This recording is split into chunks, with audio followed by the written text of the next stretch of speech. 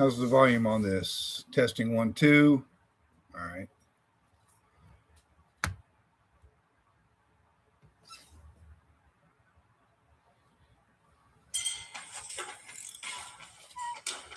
Car's ready. Ready already? Already ready.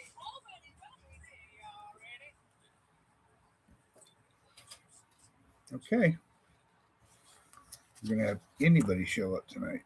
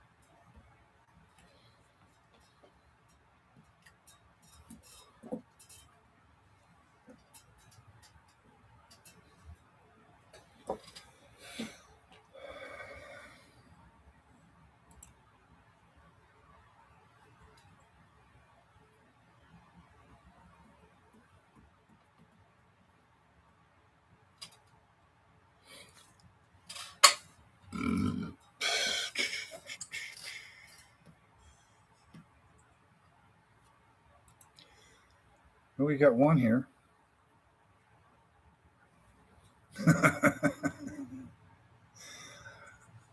Welcome in, whoever you are.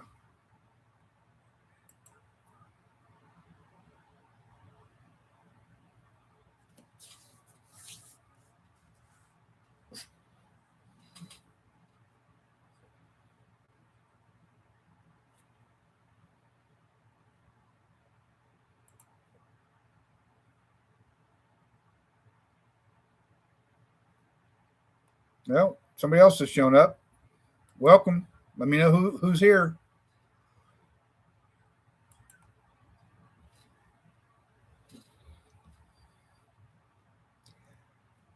They didn't stay very long.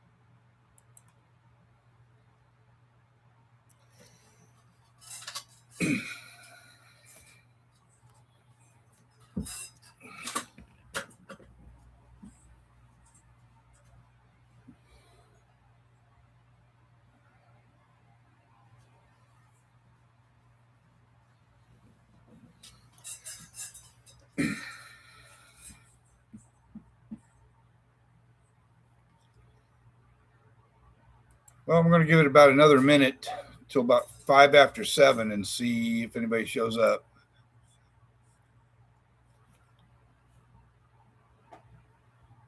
Well, it's 5 after 7. Okay. I don't know what's happened here, but I guess everybody must be busy tonight. That's the best thing I can figure out. So I'm just going to get started talking about what's going on here. Tonight's topic was going to be, are retirees cutting back too much in retirement? In other words, are we becoming too frugal? Do we need to be this frugal? Actually, is another way I can look at it. You know, a lot of retirees think that they're being smart by cutting back, but really, what if some of those cutbacks are costing you more? Maybe not more money, but more peace, maybe more joy, uh, maybe more connection with not only your family, but with your social circles, if you have any out there. So that's really what we're going to talk about tonight, or I'm going to talk about tonight. If anybody wants to jump in, you're more than welcome. Is the hidden cost of being too frugal. So I'm seeing we've got 3 of us here. Now I see I got 2 people here. Anyway, like I say, today we're talking about the hidden cost of being too frugal in retirement. And really, if you've ever felt guilty spending money, even if you can afford it, people with a lot of money in the bank, they can still feel guilty if they're spending it, because you've gone from years and decades of earning money. You've worked, you've gotten a paycheck every week or every 2 weeks, and now that you're retired, you may have a pension coming in, you may have Social Security coming in, hopefully you do, and that's it. So now, instead of making money, you're actually spending money. So my question is, do you feel guilty in that scenario of spending instead of making? Because you've worked your whole life for what you've got. So it's not a situation where I think you need to feel guilty. You've earned it. As long as you've got the money in the bank, maybe you've got a pension coming in, maybe you've got some investments that are paying each month. As long as you're taking care of the necessities, who cares? As long as you can afford it. If anybody's here that wants to answer, tell me in the chat. Did you ever feel guilty about cutting back when you really didn't want to? Hey, Alice, how you doing? I'm glad you could join me. I've had a couple people pop in, but unfortunately, they're just popping right back out again. I don't know why, but anyway, glad you're here, Alice. I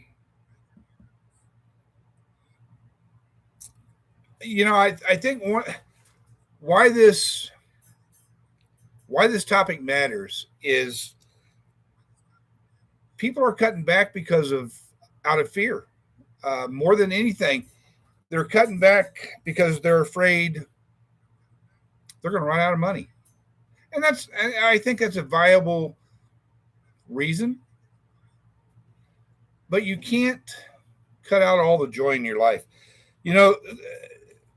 People I think they watch too much news, too much national news, first of all, because it's all doom and gloom.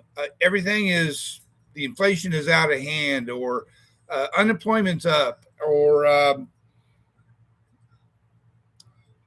we as retirees, we're living on fixed incomes. Folks, those are things that are completely out of our control. We can't do a thing about it. That's just the way it is. Nobody has ever called me up and said, hey, Brian, what should we do about inflation? I wish they would. I've got a couple of ideas for them. Nobody's ever called and said, hey, what do you think about your fixed income? Well, it's too low for one. How about coming over with a few more pennies? But extreme frugality, it's just too easy to shrink your life living that way. So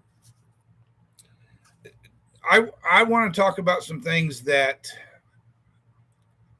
extremely frugal people do. And unfortunately, I can identify with a couple of these things. Number one on my list, if you reuse paper towels. Now, I'm not talking about if you're wiping up spilled spaghetti sauce or whatever, and it's soiled and dirty. Obviously, you're not going to reuse it. But if you're just wiping down a counter, it's got water on it. I've seen people actually hang the paper towels out to let them dry, and then they'll reuse them again. That's a little extreme to me. Here's another one. If you wash out Ziploc bags and reuse them. Now, this is one of those where I've got some personal experience with my wife before we were married years ago. Obviously, she was a single mother, very, very tight budget. And she spent all her time shopping at Dollar Tree and places like that. So she was very frugal. I guess I don't think frugal was a term back then, but she was very frugal, trying to raise one child, try to hold down a job, and maintain life as she knew it. But um, even to this day, I'll walk in the kitchen and she will have a stack of Ziploc bags laying on the counter, and she'll wash them out, and then she'll turn them inside out and stack them in the sink and let them dry, and then reuse them. Now, normally what we do is we'll go to Sam's Club or we'll go to Costco or someplace like that, wherever we can get a really good deal on meats, basically. And we'll bring home these family packs, and she'll break them down into portion sizes for us, for the two of us. You know, she'll put a couple of hamburger patties in, or two or three pork chops, or, you know, a couple of steaks, whatever the case may be. She'll wrap them up in foil, and then she'll stick them in a Ziploc bag, stick them in the freezer. So when she gets ready to use something, she'll pull it out. She'll wash out the Ziploc bag, or she'll lay it on the counter until she gets a couple of them, and she'll wash them out. She'll reuse them again. There's really nothing wrong with it. I'm sure a lot of people do that, but I think that's taken being frugal to an extreme. Alice, you agree with the paper towel saving is too extreme. You do reuse some plastic bags. So, so thanks. She's not home, so she's not going to hear that. She'll probably watch it later. But anyway, yeah, paper towels. You know, as cheap as paper towels are, come on, once and done. Throw it out. The plastic bags or the Ziploc bags or whatever you want to call them, the zipper things, I guess I can see that to a point. You know, they're not the cheapest thing in the world, but just drives me crazy. There's plastic bags all over the place. Now, we live in Florida, so this one really is hard for me to, I don't want to say comprehend, but deal with. But if you set your thermostat, say, on 60 degrees, even in the winter, and you live up north, is that being too frugal? Now, I know it gets pretty darn cold in a lot of places, even North Florida, even North Georgia can get pretty cold. But down here in Florida, and I'll say it, my thermostat stays at 77 year round. I don't change it for the winter. I don't change it for the summer. 77 seems to be the temperature that we can both live with. And I used to keep a house so cold you could hang beef in it, my wife would say. So, but during the winter, you know, we only get 5, 6, maybe 7 days of really cold weather in the winter.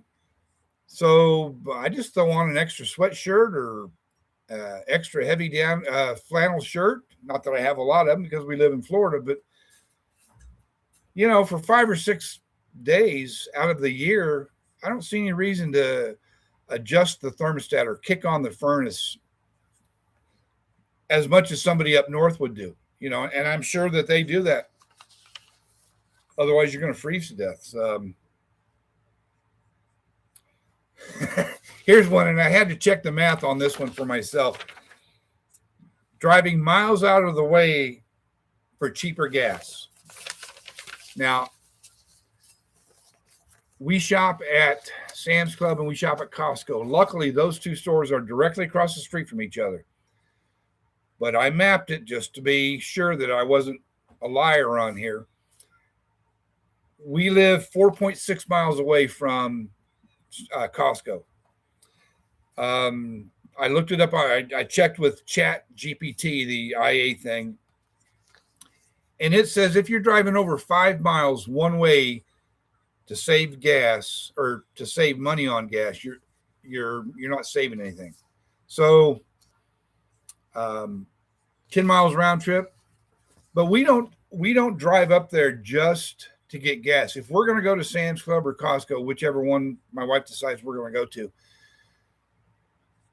we'll go shopping and then we'll get gas before we leave. So I don't consider it a extra trip that we're saving money to get gas, because we're actually going to the grocery store or we're going to the club store to get, supplies. So, but according to the internet, if you're driving more than 5 miles one way to save money on gas, you're not saving anything. And I was shocked. I had to go to Walmart today and pick up a prescription for my wife. Yesterday, gas was $3.75. There's 3 stations on one corner down here by the Walmart. $3.75. Today, when I went to pick up this prescription, $4.30. What in the heck is going on? I I should have got gas the other day when we were at Sam's Club, when it was like, I don't know, $3.35 or $3.37, something like that. And I didn't, of course. So that just figures. Anyway, here's one that I guess if Alice, you will not drive for miles just to save a few bucks on gas. Only if I have to drive there. Well, I agree. I'm not going to drive out of my way just to save money on gas, because I look at it this way. What I'm saving on gas, I'm wasting getting there. So it doesn't do a whole lot of good. Now, like I say, if I'm driving there for another reason, absolutely. Here's one that kind of bothers me. Cutting your medication in half to save money, so your medication lasts longer. So if you got a 30-day supply of pills, if you cut them in half, you now have a 60-day supply. Yeah, you might save money, but at what cost? Cost of your health?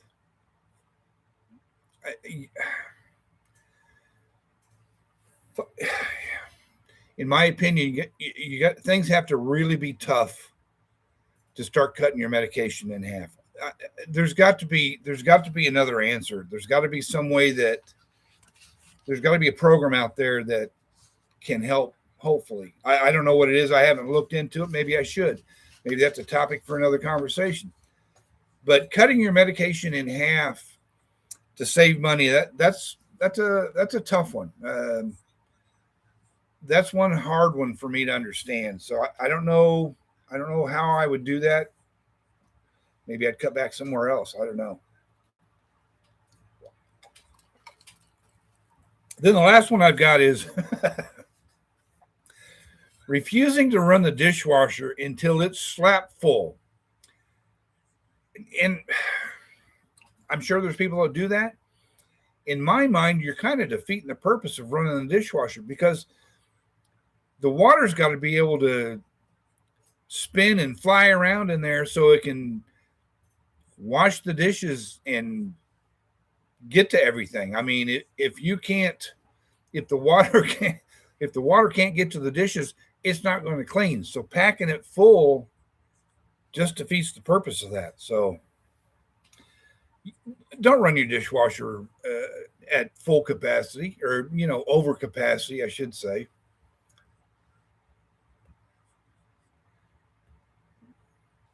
Alice, oh no, there are things you can't cut on. If it affects your health, at the end you'll pay more. Absolutely. If you're cut, you got to trust your doctor. They're a doctor for a reason. If they say you need a pill that's, I don't know, 15 milligrams, and you cut it in half, and so now you're only getting 7.5 or 7 here and 8 there, who knows?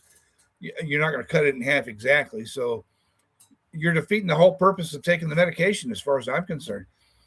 And messing with your health, I don't think that's good enough reason. I really don't. I agree, Alice. Absolutely.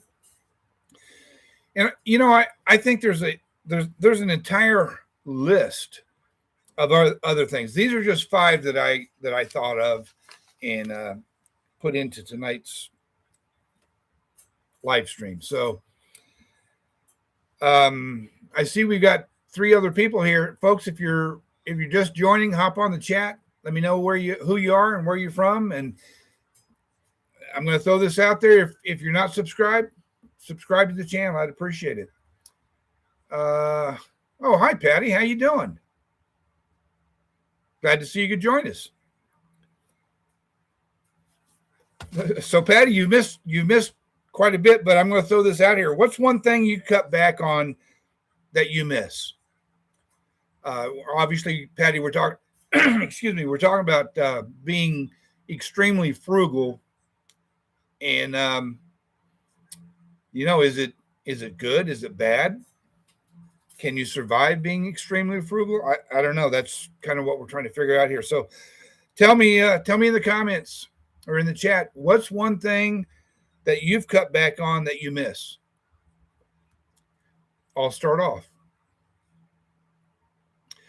We used to eat out constantly. I mean, constantly.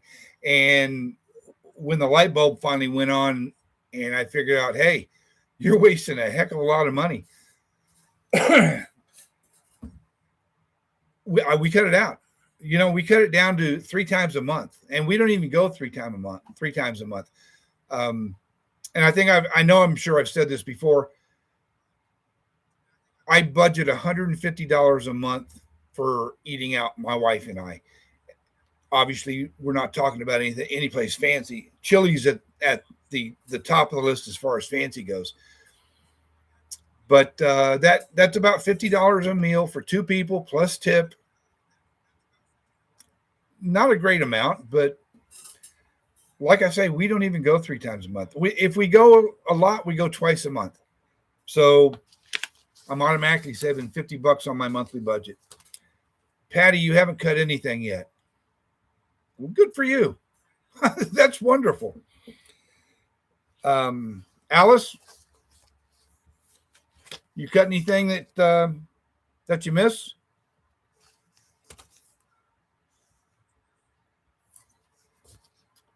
Speak up. All right, let's turn the page a little bit. Is there something that you've cut out of your life because it's too frugal that you don't miss at all? You can't even believe you were spending money on whatever it is you cut.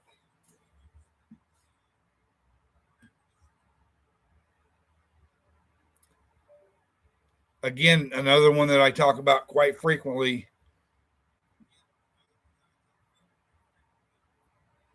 Cable's number one saving for us. That's what I was just getting ready to say. We pay for 0 streaming services. Now, I'm not going to say I don't have streaming services. Part of my HOA fee, they supply us with Spectrum cable, internet, whatever you call it. I don't even know. I know I turn the TV on. I got a bunch of different channels, but I don't pay for it directly. We used to, but now it's paid through my HOA fee, which unless you live in a community like this, you don't have an HOA fee. So, but we cut it, and no, I didn't miss it at all. I think we were paying Hulu, and it was like $8.99 or $9.99. Then it went up to $11.99, and then they were going to raise it again. And I said, just forget it, cancel. And I don't know what it's up to now, but now I have it because the HOA here in our community pays for it. I pay for it. Obviously, they're going to get my money one way or another, but it comes bundled with my water and trash pickup and things like that. So, but before they did that, I didn't miss not having Hulu. Like I say, I think it started out at $6.99. It got up to $11.99, and I said, forget it. You're not getting any more money from me. Patty, you've got Spectrum. It's internet and streaming. You like that? Okay. I've got no problem with it. I think it's great. I just think if you're not in a community where they bundle all these things together, and if you're paying for Hulu and you're paying for ESPN or HBO Max and you're paying for Paramount TV or whatever they call it, and all these different streaming channels. I think the cheapest one's like $6.99 a month. So, you know, you're talking 30, 40, 50, $60 a month. I know people that pay $100 a month. I don't know how they do it or why they do it. Who's got that much time to watch television? I don't get it. Alice, I couldn't tell you the last time I had, maybe I could tell you the last time I had a landline. No, I can't. I moved to North Georgia in 2010, and I didn't have a landline when I moved there. And I don't think before I moved, I couldn't tell you the last time I had a landline phone. Don't miss it at all. Not one bit. Patty, I don't have anyone off subscriptions. Too cheap for that mess. I don't blame you. For streaming, we use Roku. Tons of free entertainment. We have Roku. Again, it's all part of this bundle that the HOA pays for. But they get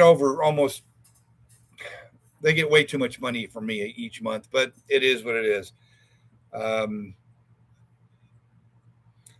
Let's break down and talk about the emotional fears of being extremely frugal. Why are people extremely frugal? I guess just say it that way. Some people have a fear of running out. I'm going to run out of money before I die. I'm sure there's a lot of retirees that have that fear. At one point, I had that fear until I kind of got my act together. Now, I'm not 100% sure I'm not going to run out before I die, but I don't have that constant fear that I'm going to run out before I die.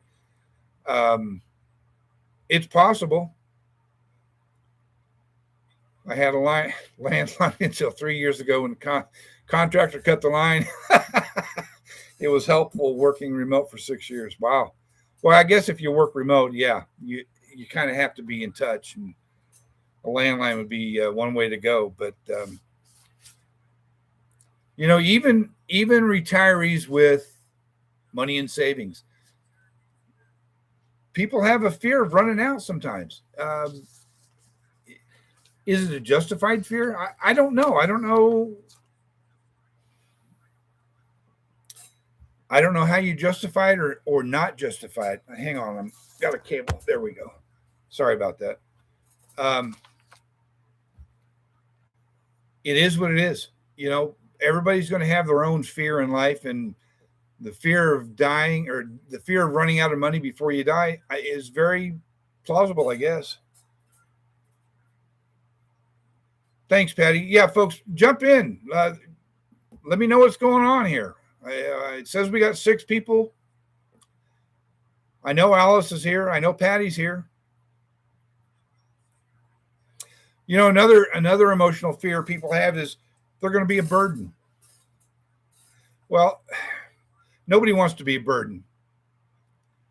The fear is real, Alice, especially when you're too rich for government assistance, but in reality have money on basic necessities. That's true. That is absolutely true. Going back to my wife when she was raising a daughter, and I'm talking about an elementary age child, she wasn't getting alimony or child support or anything from her ex-husband. So she was trying to survive on one income, a little bit of help from her family. And, she went for government assistance. They said she made $25 a month too much. Now that's just ridiculous. Come on. And they give her a list, use this food pantry or go here or check with these churches for electric help. How about the government taking care of people that need the help? That's what the government's there for. But anyway, as far as being a burden, I don't want to be a burden on my children. I really don't. Don't get me wrong. I want to be around long enough to be a pain in the ass to them. I want to go to their house and Turn the TV all the way up so it can be heard from blocks away. I want to walk out of every room and flip the lights on so they can know what it's like to complain about, hey, you're wasting electricity. But I don't want to be a burden on them. I don't want to have somebody, especially my children, have to feed me or wipe the drool off my chin.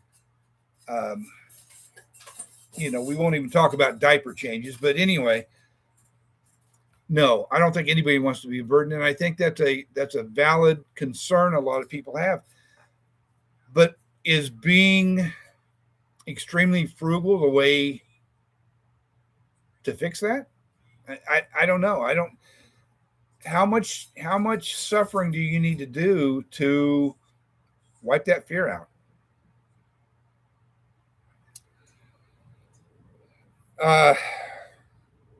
The fear of unexpected expenses. And this one bugs me all the time. And I think about it. And I know I'm smart enough to realize I've got no control over this. This is like inflation or living on a fixed income. It is what it is. There's nothing I can do about it. But the fear of unexpected expenses. Every time you get in the car, you take your life in the hands. You don't know if the guy pulling up that stop sign is going to stop or not. He may just plow right through and crash into your car. You don't know that, a hurricane's going to come along and rip your roof off. It could happen. It's very possible it could happen. You don't know that. I don't know. Pick one of 1,000 different problems that could crop up. But what control do you have over it? None at all. So why waste your time worrying about something you can't fix? I don't know, but I do. Does that make any sense to anybody? Patty says there are no guarantees in life. We just roll with it. You're right. We do try to roll with it, but it sits right there on my shoulder, speaking into my ear all the time. Hey, what happens if the car needs new tires? Well, I guess you go get new tires. The only good thing about this is if you follow along with the 3 buckets or 4 buckets of retirement funding, you've got that emergency fund. If you put money in faithfully every month, some of these unexpected expenses are going to be taken care of. So, everybody's going to have medical bills. Everybody's going to have house repairs, or here's another one, the market dips. Well, I'm not in the market, so I don't have to worry about the market dipping, but I'm sure there are people that do have to worry about it. Here's one, identity shift. When you go from earning to withdrawing, and that's it. It feels wrong. It almost feels guilty, and people stress over that for some reason. I don't know why, but if you're stressing over spending money that you've saved for decades, if you were able to do that, people actually worry about that. What are some other fears that some of you might have? I'll take a break and have a drink. Oh my goodness. Yes, it's warm. I'm back out here on the back porch, the Florida room, the lanai, whatever you want to call it. And yes, I've got the fan going because it's warm and it's not air conditioned out here. Did any of these frugality fears strike a chord with anybody?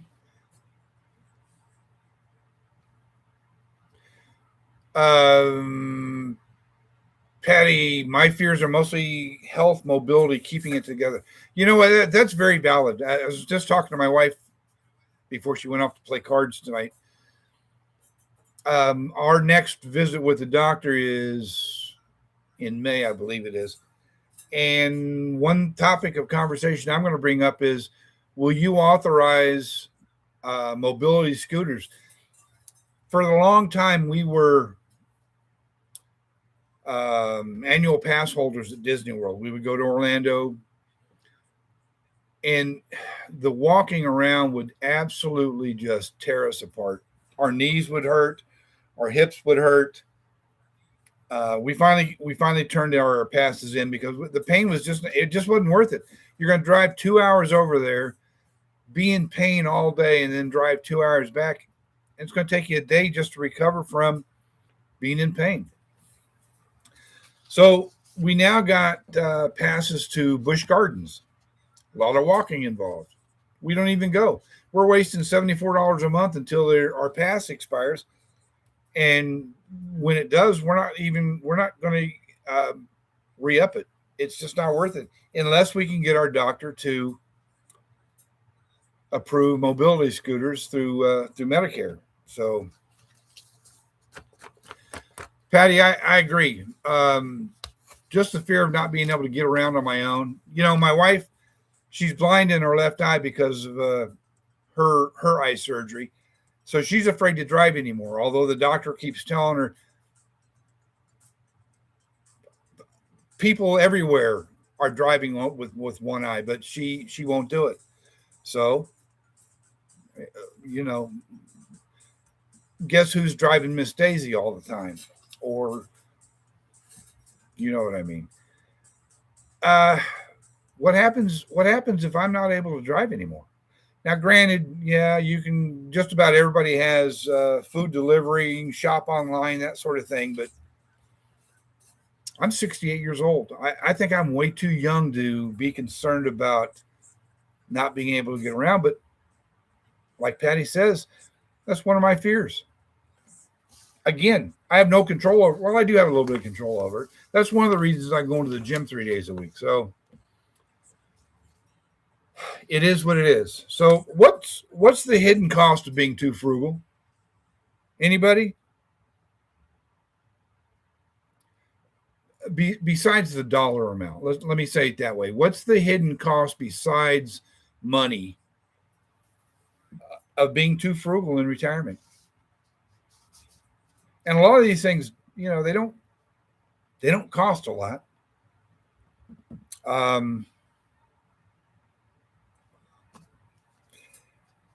Missed experiences, not enjoying what you've earned. Absolutely. Talk about an umbrella topic right there. Not enjoying what you earned. So, missed experiences. There are groups in this park. They eat out more times. You could eat out 7 nights a week living here. You know, this group is going out to dinner. This card group, they go for lunch every Sunday afternoon. It's crazy. It's absolutely crazy. Dinners that you don't go on, and you don't have to. You know, you can go out to dinner and maybe get by on less than $20. Hopefully, trips. My wife and I, we want to start taking some. I don't want to say weekend trips because we're not going to go during the weekend. We want to go. She wants to go South Florida and collect shells. Okay, I want to go to North Florida and look at lighthouses. You know, being a hotel 1 or 2 nights and then come home. You know, can we afford to do that? I think we can, but you know, he's sitting right there again saying, "Hey, don't spend that money. It's not worth it. You can't do that." Cutting out hobbies. You know, I took up painting last year and I painted like crazy. Man, I got paintings boxed up all over this house. But I'm buying paint, I'm buying brushes, got to have the latest brush. Come on. That makes you a much better painter. Yeah, right. I'm buying canvases. It got expensive, so I quit. I just totally quit.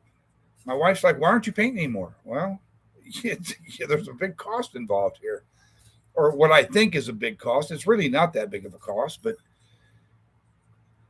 I've started painting again. I painted a painting just 2 days ago, and I'm going to go back and start doing more. We were at Michael's yesterday looking at something totally different. So I went through the paint department. Guess what's gone up in price since a year? Alice, when you get older, you don't need much stuff anymore. So spending money on things you don't need just feels wrong. You're absolutely right. I'm not saying that you need to spend money on stuff.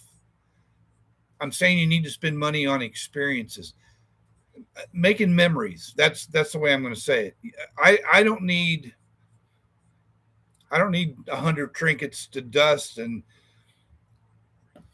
end up throwing away in a year or two. Now, we're going on a cruise next month, and every time we go somewhere, my wife picks up a refrigerator magnet. That's probably going to be our souvenir from this cruise. A magnet of a cruise line ship stuck on the refrigerator. And she forgot to get one the first time we ever went. So, but no, I agree, Alice. You don't need to start packing in more trinkets and whatnot, and as I call them, dust collectors at our age. But if I can go take a few pictures or take a few videos and post them online or show them to my kids, and it just creates more memories. That's what I want to gather. Not trinkets, not dust collectors, more memories that I've got till I'm done. Um, another hidden cost: social isolation. My hobbies are knitting and crochet for charity, and I don't see me giving up. Good for you. Absolutely don't. If you're doing it for charity and they're selling things so they can advance their cause, absolutely. There's nothing wrong with making a hobby out of and donating to a charity, whether you donate your time and materials or a product that you've actually made. Um, Actually, all these paintings I've got laying around, my wife says, you got to do something with these. They're just taking up more space. And she's right. So I'm thinking I'm going to take a lot of these paintings. There's a big retirement facility. Um, it's not a nursing. Well, it is a nursing home. It's a big fancy nursing home, and maybe they can pass them out to the residents, or maybe they can put them up in the dining room or in the library or something like that. Maybe somebody will get some enjoyment out of it. Maybe they won't. Who knows? Um, I can only hope. But social isolation. Again, I can only use where I live as an example. There are so many things going on in this community. If you're bored, folks, it's really your own fault. It truthfully is. My wife, let's see if I can figure this out. Tonight's Tuesday. Sunday, she plays dominoes. Tuesday night, I believe, is card bingo.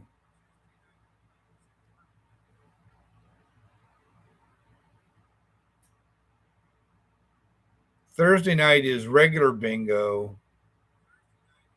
And there's one other one. It's got to be like Friday night, I guess. I don't know. I say she's out back by the dumpster shooting craps, but it's one of those things. Hey Don, welcome in. Glad you could join us. Social isolation, folks. Again, living here, people, we have our own.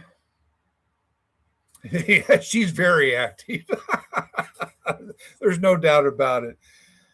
We have our own Facebook page. You have to live here to be a member of it. You go on this Facebook page, the crafting club is inviting people to join. The quilt making club or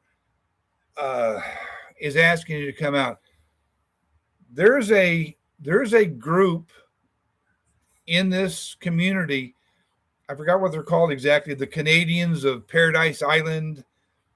They go to dinner once a month. They've got a bowling league. We've got a shuffleboard league.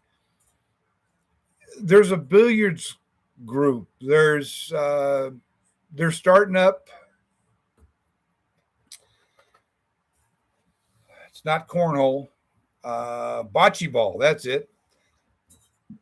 There's all kinds of organizations going on. We have our own church here they meet in the clubhouse, but it becomes a church.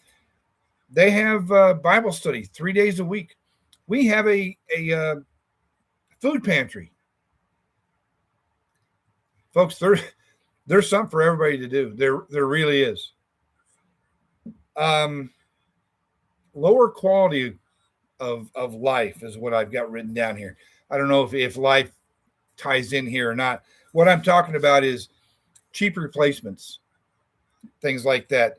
And I'm going to use my wife again. Thank God she's not here. She might throw something.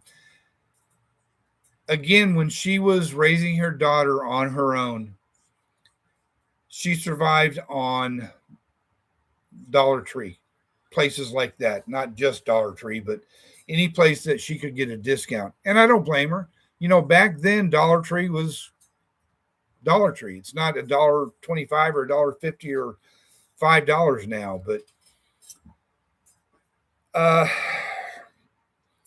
nowadays, you know, the Dollar Tree, the price has gone up and the quality's even gotten worse. Not that it was ever great quality to begin with, but you know, if you're buying everything at Dollar Tree instead of, you know, going to Target or True Value Hardware or Walmart or Bell's or Belk's or whatever these different places are called, you're really not saving, because, you know, whatever you buy is going to wear out sooner. Now, I'm not saying everything. If you want a deck of cards, yeah, go to Dollar Tree, get a $1.25 deck of cards. But some of the stuff I really don't think it's worth it anymore. It was $1 tops, not anymore. Well, that's the truth. I stay out of those stores anymore. It's just not worth it. I get so mad that whatever I buy either breaks, doesn't do what it claims to do, and it's just not worth taking it back. So, you know, other than that, there's deferred repairs. You know, your car is just like your body. You got to take care of it. You got to maintain it, or it's going to break down. You need you're riding around on 4 Maypops. It's time to get those tires changed, folks. You're going to end up on the side of the road. You got to have an oil change. Get it done. Otherwise, that motor is going to seize up, and now you really got an expensive repair. And just avoiding comfort. You know, there's something to be said about being comfortable in your retirement.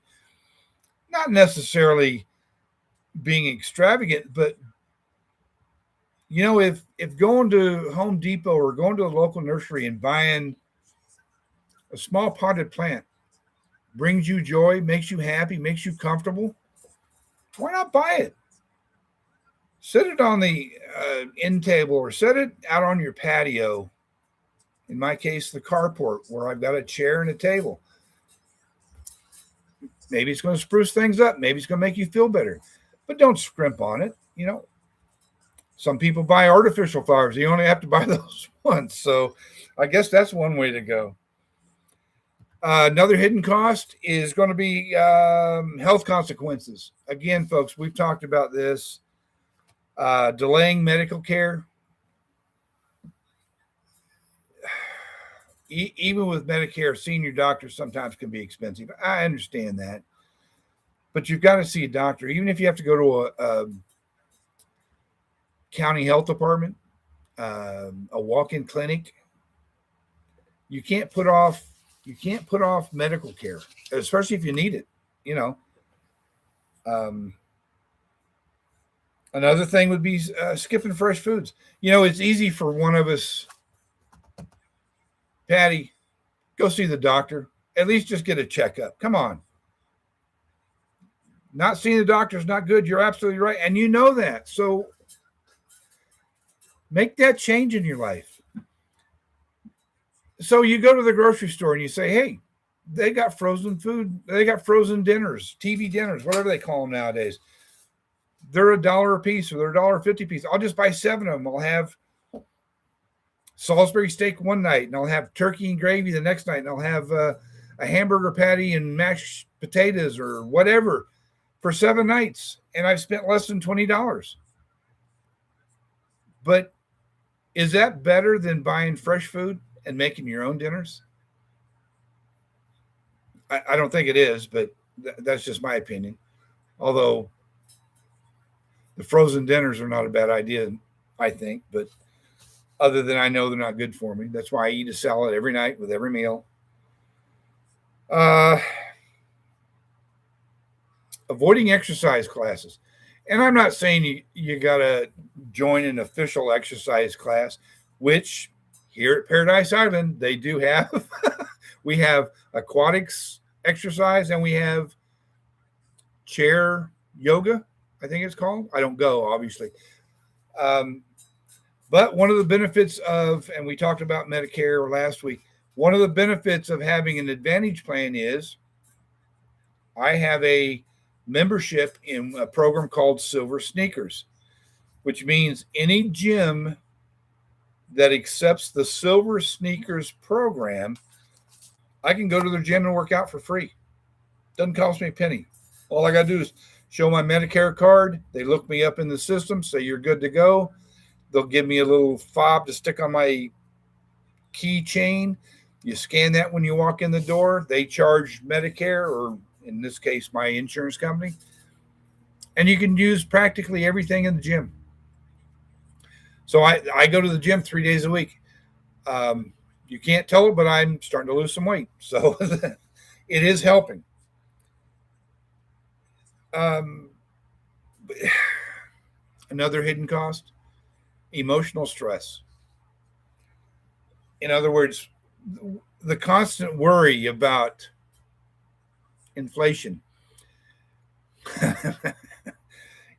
our set income that we have no control over. The government decides how much we're going to get each month.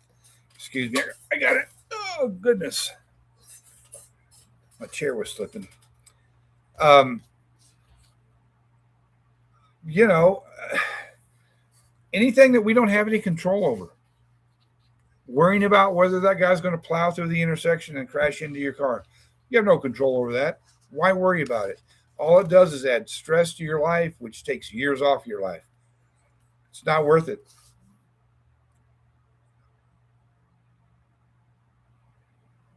Oh, Patty, I'm sorry. I misunderstood. You don't defer health. That's good. Sorry about that. I missed what you said there. That's what happens when you get old. You can't see even with glasses. So out of these five things, which one surprised you most? Any of them? Missed experiences, social isolation, lower quality of life, health consequences, emotional stress. Any of those? Don, what do you say?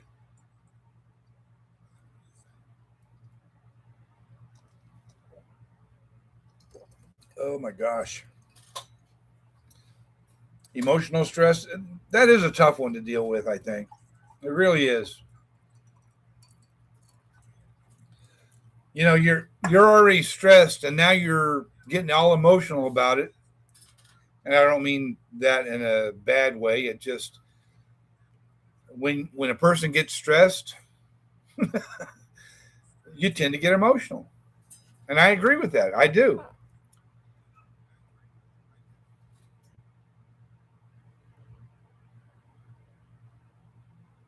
Good question, Patty. Don, when do you join the club?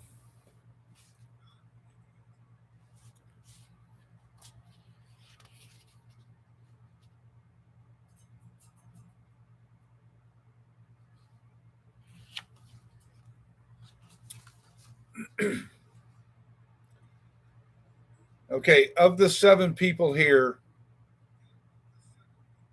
has anybody ever felt like they've been too frugal? Have you felt like you've taken it around the bend? Let's say. Um,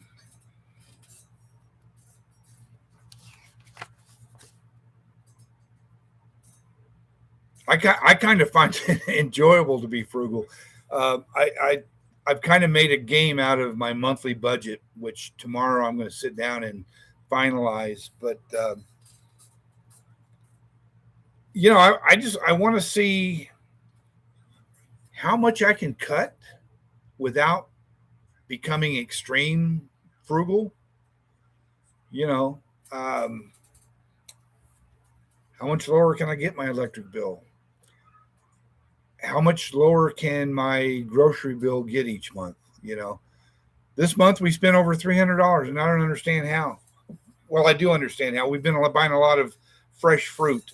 I've stopped eating chips and mac and cheese and pasta, all the good stuff. I haven't had a cookie in over a month. Now I'm eating sliced strawberries and bananas and cantaloupe and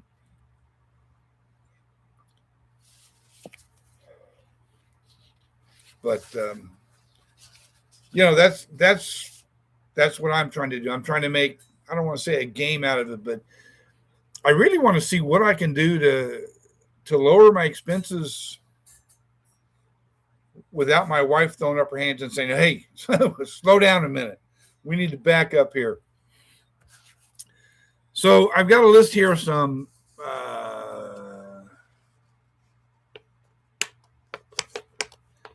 Patty, that's not much for two people. You see some others spending $1,000 for two people. But yeah, you're right. But keep in mind, last week we talked about my Medicare Advantage plan. I get $70 a month. My wife gets $70 a month. So we get $140 combined in grocery shopping. So that $350 can be $490. And I know there, like you say, there's people out there spending $1,000 a month for two people. How? How in the world are you doing that? You know, I saw what I thought was a really good deal at Winn-Dixie the other day. It was 4 ribeye steaks, good size. They were I don't know, 7 inches across, 4 inches wide, 1 inch thick. I don't remember the weight, but they were like $28. That's $7 a piece, and I didn't buy them. I put them back. Now I'm kind of kicking myself. I should have, but yeah, I don't see how people are spending $1,000 a month for groceries for two people. That's just me. They must be eating pretty well, is all I can figure. I don't know, but when you're old and fat and have type 2 diabetes, you probably can't eat $1,000 a month. My question to those people are, how much are you throwing away at the end of the month? You know, a refrigerator is only so big, it can only hold so many leftovers. So, you know, if you cut that back, even say to a conservative $750, you're saving $250 a month. You're still spending $750 a month, which I still think is outrageous. Patty, you're absolutely right. They buy tons of prepared stuff, which runs up the cost. Yeah, absolutely. Rip off the cellophane, throw it in the microwave, and away you go. That's what they're doing. It's got to be. Absolutely. All right, let's talk about some simple signs that you've cut back too much. What are some red flags? To us, important is to find a balance between feel secure and spending and still enjoying life. Alice, that's hitting the nail on the head. It really is. You know, if my bills are paid and I'm able to put money in the bank and I can still take a weekend trip or take a cruise once a year, I feel like I'm winning. I really do. Patty, you eat simple. But do you eat nutritious? Is that the same as eating simple? I'm not sure. I don't stay up on all this stuff.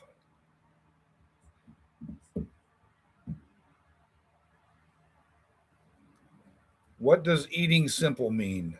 That's my question.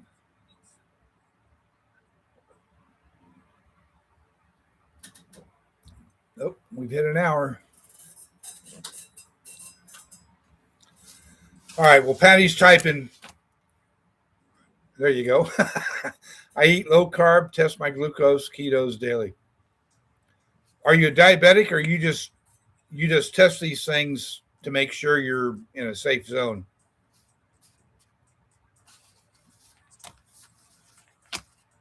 And I test my glucose every day also. Anyway, red flags. Red flags that you're being too frugal. You say no to things you actually want.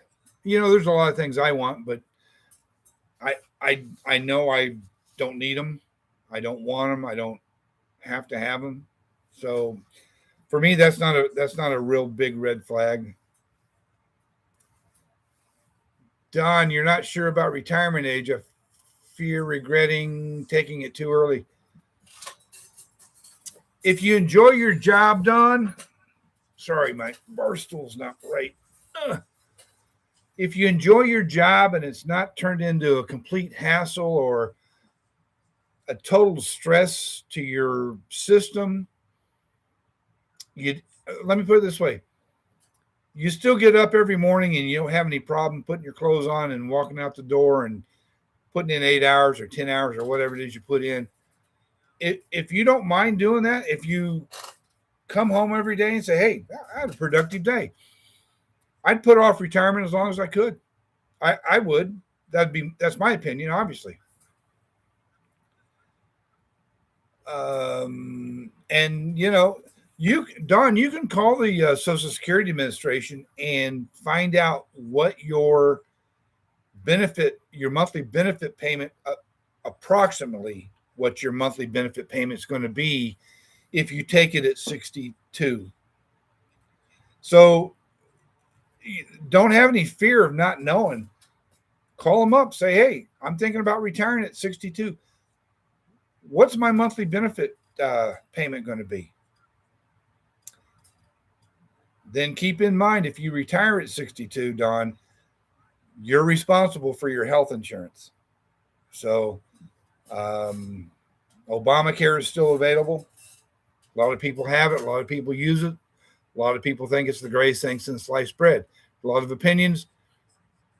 We're not getting into that. So, I had the fear of retiring at 62, and guess what? I still went ahead and retired at 62. I took the lower payment. I wish I'd have waited until I was 65 or 67. I didn't. And I'm paying for it now. I'm not going to lie about it, but we're coming around the bend. So we're making progress on our investments and our retirement savings and our cutting back and all those things. I feel comfortable. Patty, hey, Don, I had the same fear and didn't retire until 67. Well, there you go. Spending too much for gifts, especially around the holidays, is a red flag for me. How many toys grandkids actually need? Alice, we have 6 grandchildren that we buy for right here in our immediate area. 6 of them. Actually, we're down to 5. Once you hit 18, you're in the adult range and you don't get Granny and Papa's Christmas gift. You're now an adult and you go into the gift exchange that we have. So, Patty, I was holding out, praying my company would offer a staff reduction package, which they did. I looked up and got 18 months severance. Good for you. That's the way to do it. If you can hold on, hold on. But a lot of us couldn't. A lot of us didn't. We're paying the price, or we paid the price. It is what it is. You do you is the best way I can say it. So another red flag, you feel guilty every time you spend money. In the beginning, when I was first 62, I was working part-time still just because I wanted to stay busy. But,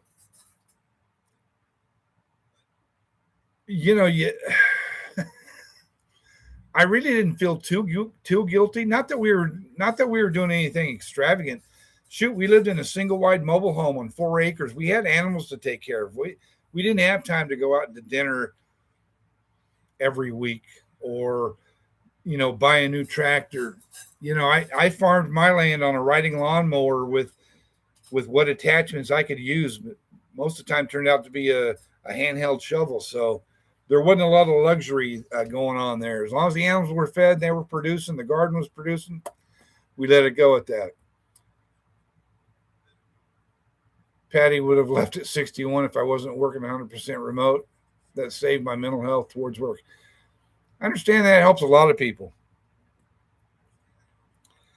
Another red flag, you're saving money you'll never realistically use.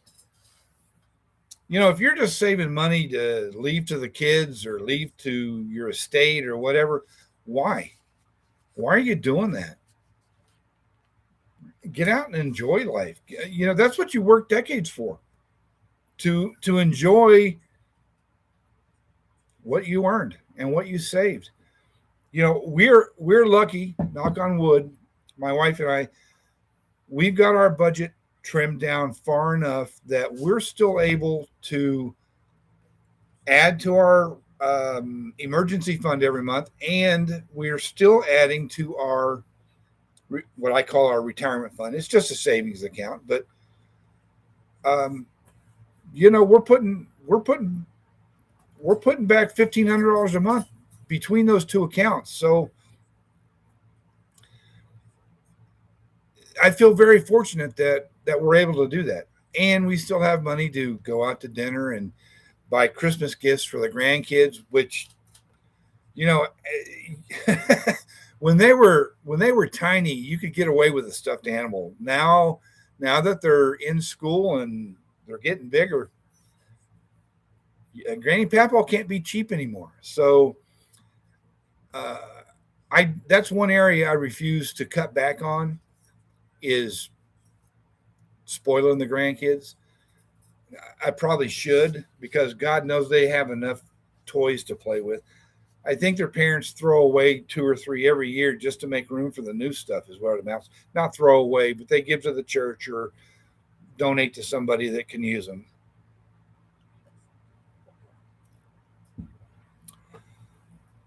If you're depriving yourself, if you don't go out to lunch on Sunday afternoon with the church group, or you don't go to dinner Thursday evening after bingo with the girls or your club or group, if you're depriving yourself by not spending that money, you might be a little too frugal.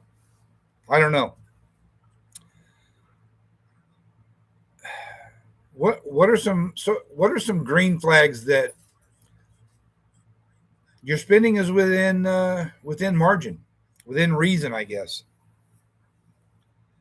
If your spending aligns with your values, if buying a plant is going to make you happy, or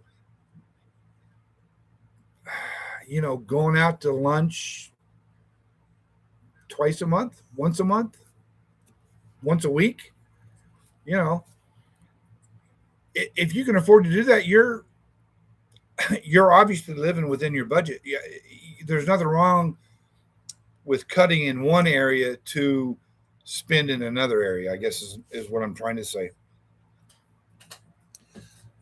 Another green flag, or another way to tell if you're living within your means, is you're enjoying life and you're not anxious all the time. There's a book, Die with Zero. I've been thinking about buying that too, as a matter of fact. Getting All You Can from Your Money and Your Life by Bill Perkins, motto to live by. You're absolutely right, it is. And every time I go onto Amazon, I see this doggone title and I think, I need to buy this, and really talk about it on a video one time. But doggone it, now I'm going to have to. Son of a gun. All right. If you're enjoying your life and you're not anxious, you're living within your means. Plain and simple. If you're not overspending, you're just enjoying life. That's another green flag, folks. You're living you're living within your means. I don't know how else to say it. You know, you're not. Do I want a pontoon boat to ride around in the bay? Absolutely. Am I going to get one? Hell no. You know, do I want a new e-bike? I'd love to have an e-bike. I need to get my wife and I mobility scooters before I get an e-bike, but yeah, I'd love to have an e-bike. You know, it'd be a lot of fun, I think. My kids think I'm crazy. I'm going to end up getting killed on it, but what the heck? You got to try something, right? So if you're not overspending, if you're not buying crazy things, you know, you're buying the normal stuff that you would normally buy, you're probably living within your means again. So, folks, we're gonna start heading towards the finish line here. We're already over an hour. How do you break out of the too frugal? How do you break out of the too frugal cycle? Yeah, Patty, they do look like a lot of fun, and I see them everywhere. You can create a guilt-free spending bucket. I know we've talked about the buckets. We've got the essentials. We've got the lifestyle. We've got the emergency. We've got the want-to-haves. Now you can add a fifth one, I guess, the guilt-free spending bucket. Even if you're spending, I don't know, $20, $40, $60 a month, if you can afford it, if it's in your budget, why not? If it's going to bring you pleasure.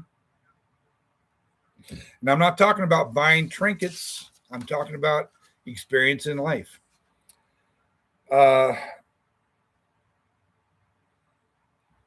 Will this matter in 5 years? That's a question to ask before you spend the money. Will this matter in 5 years? I'm 68. In 5 years, I'll be 73. Could I handle a pontoon boat at 73? I don't know. I can barely walk now, so I don't know I could do a pontoon boat. I'd like to get an RV and travel across country again. That's not going to happen. I've done that. It was great. It was a lot of fun.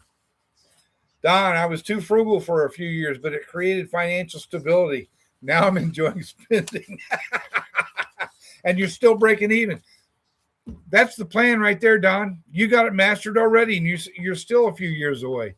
If you're spending, you're enjoying life, and you're breaking even, it don't get no better than that.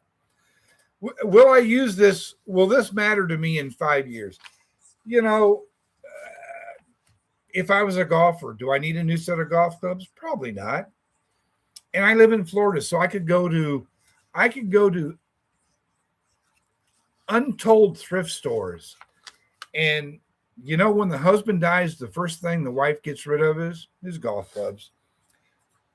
There's enough golf clubs you could outfit every college in the United States golf team with new golf, well, not new golf clubs, but recycled golf clubs. You know, in 5 years, most purchases that you make now, they're not going to mean a doggone thing. They really won't.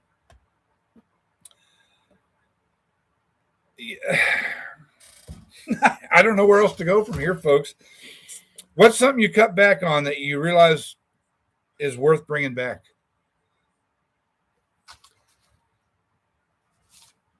Mine was buying paint and paint supplies. I really enjoyed painting. I just didn't like the cost. And now I'm to the point where, hey, I can afford that. So I got back into painting. You know, yes, it creates something. It takes up more space in the house. My wife complains about, but it is what it is. It gives me a couple hours of quiet me time when I'm in painting. And that's what it's all about. Anybody else? What's something you stop spending on and you don't miss at all? Cable TV. Right there. I'm going to say fancy coffee. Not that I've ever bought and paid for a Starbucks coffee. I used to go to Dunkin' all the time. Man, I love their coffee. Oh, man, I do. But it's almost as expensive as Starbucks now. So, you know, those are just a couple things. Coffee. That's the big one right there. So, folks, unless somebody's got something they want to add to the chat.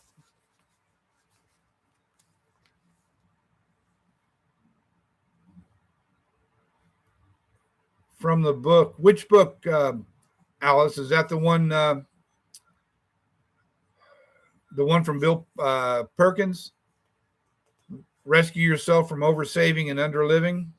That's a great quote, as a matter of fact, now that you mention it. I do like that. You know, retirement, folks, is not just about shrinking your life. It's really about shaping your life. So keep that in mind. You know, sometimes you need to step back and ask yourself, am I being too frugal? Am I not being frugal enough?